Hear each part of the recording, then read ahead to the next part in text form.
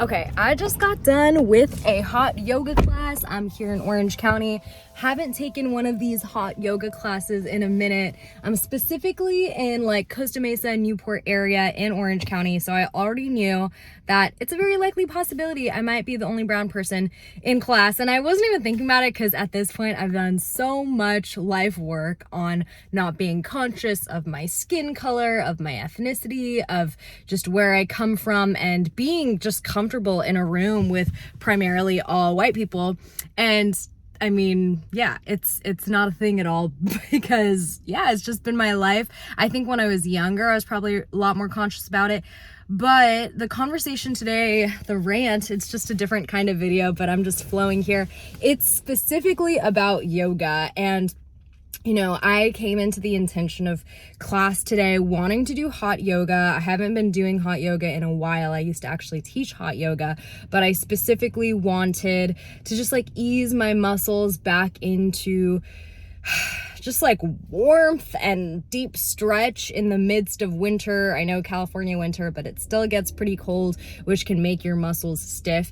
It's been like 8-ish months since tearing my left ACL in my knee. So I wanted to also get back into flexibility and deep stretch. And I feel like hot yoga is a beautiful tool in that sense. I think if you're just using it for like immediate gratification and just like feeling that sense of achievement, like doing the deepest stretch and pose in class, it's not going to be the most like serving for you. But I really do think that, you know, whatever people need from class, from an experience, they're going to get exactly what they need. I just trust in the universe like that.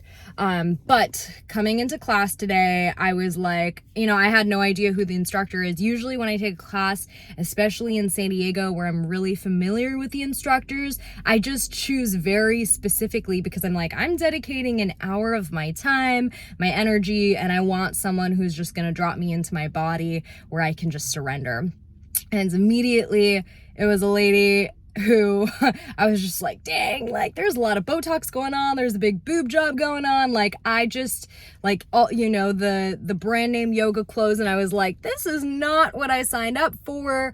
But also I'm in that part of town. So I'm just like, I was a little bit conflicted, and it just took me a while, you know, it took me a while to drop in. And it was like Bikram style yoga. So they're already doing the cueing where it's like, go back, way back, far back, lean back. And then they're like, push, push, push. And it sounds just like it's a very choreographed class. So one of the first postures in class was kind of like a half moon pose, and in Sanskrit that is Ardha Chandrasana. And this chick goes, all right, the next one is Ardha Chandrasana. No, I mean, she said it even like more horribly than that. It was like Ardha Chandrasana. And I was like, okay, you can say any yoga posture name however you want, but my mom's name is Chandra, which means the moon. So I'm just like, especially just like irked by how she's saying it. And I'm noticing everything coming up for me in my mental thoughts because we're holding each of these postures for like a minute, because it's not a vinyasa flow class. It's like a Bikram style, like you're holding each posture in hot yoga, like all of your shit and demons are coming out for you. And I also haven't been waking up and like getting out of the house early, especially to do movement. So just like a lot of stuff that I'm noticing right now. And I felt a little bloated. It's like the last day of my period. Yesterday was the full moon. So there's a lot that needs to be released here. But I was just noticing, and I remembered when I did my 200-hour yoga teacher training by a lovely, amazing human named Lindsay Russo. And she had a private yoga school. That's where I did my training, and who I did my training with was called You Are Sacred School of Yoga. And she mentioned something hilarious, and it was true because I noticed it, and I've noticed it many times, and it's called judgy bitch syndrome. When you are a yoga teacher taking a yoga class, judgy bitch syndrome comes out because you're not solely just a student because you teach or guide people through this form. You have a way of doing it. You're really familiar with it. So you know exactly what you're looking for, the key elements in class. And so my judgy bitch syndrome was acting the fuck up. And I was like, like the way she looked, how she was walking, how she was teaching, how she was cueing, how she was dressing, like all of these things, like judgment, like flooding me. And I was like, what the fuck's going on? Like, I'm not a judgmental person. But the truth of the matter is that judgment is a good thing. We need judgment in our lives to keep us safe, because we constantly want to judge a situation, a person, anything, because at the end of the day, we're trying to see if a scenario is safe for us. But in this scenario, it was really distracting me from my yoga practice. But I realized in that moment, that's what yoga practice is about. Like, that's always going to come up. And so, you know, it was about maybe 30 minutes of class. It took me like a full 30 minutes to just really drop into the movement. And still, because it was a class where you're just holding your postures, it gave me a lot of appreciation for vinyasa flow classes, which are classes where all of the movements flowing in together and you're not doing too many static holds. Static holds come from the foundational yoga practice, which is hatha yoga, but then the Bikram style yoga, which was really like more choreographed and really high temperature and heat. So it's definitely evolved into those different modalities. But I mean, there were so many thoughts coming up for me, and I was like, why am I feeling like this? And in that moment, I looked around and I felt into myself, and I was like, you know what? She's just a human being. She's teaching class like how the class is supposed to be taught. People are coming to this class because it's supposed to be a choreographed, sequenced class. You're getting consistency, and that is serving a lot of people. And at the end of the day, the class was serving me. I got exactly what I wanted, because this rant, this reflection, these insights flowing through me right now, these are things that needed to be processed and that I needed to come more into peace with. And so with yoga, you feel all of this coming up, and that's a big reason why people feel that yoga is really frustrating, and they're like, I'm too impatient, or maybe they would choose a more fast-paced class.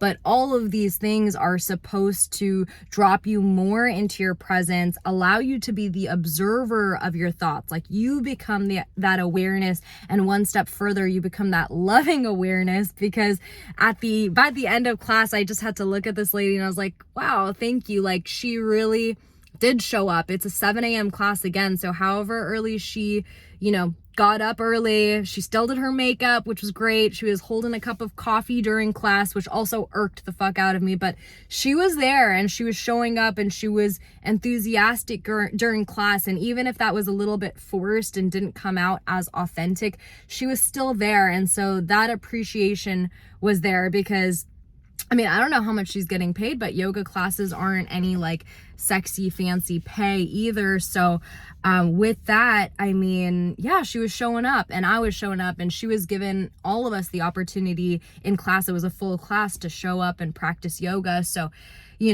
basically with my yoga rant today, it's like all of these things can come up for us, and also we shouldn't judge ourselves or allow that to make us feel like, this yoga class was a waste, because part of me wanted to start doing that. And I was like, you know what, I'm gonna let myself observe. I mean, a part of me was even thinking about filming this right after, which I'm doing right now, but even then I was like, all right, I'm immediately going to content creation mode, or how I can share this. And I was just like, okay, like, let's bring it back here. And so basically, there's always going to be judgment, and we're simply a mirror of everyone around you, and other people are a mirror of us. So whatever is coming up, I was like tuning into myself, and I'm like, I'm noticing all these things about her, and sure, I don't agree with all of them. And it is a little bit distracting, but then I noticed, and I was like, but this is my yoga practice. And if I'm fully showing up and arriving to my mat and setting the intention, then I should be able to show up and block out all of those things. And she was merely there just as not only the teacher showing up and offering us this, but also a distraction, a healthy distraction to allow myself to get deeper into my yoga practice. So yeah, that's my little rant. You know, Ardha Chandrasana is a beautiful pose, half moon pose. And Chandra, you know, Ardha, like make sure you pronounce the D's and the H's and the R's. But regardless of that, I hope you're having a beautiful time just enjoying this existence and life. I think yoga, specifically asana, which is the movement limb of yoga and yoga philosophy, it is one of the beautiful entryways to get deeper into your consciousness and awareness.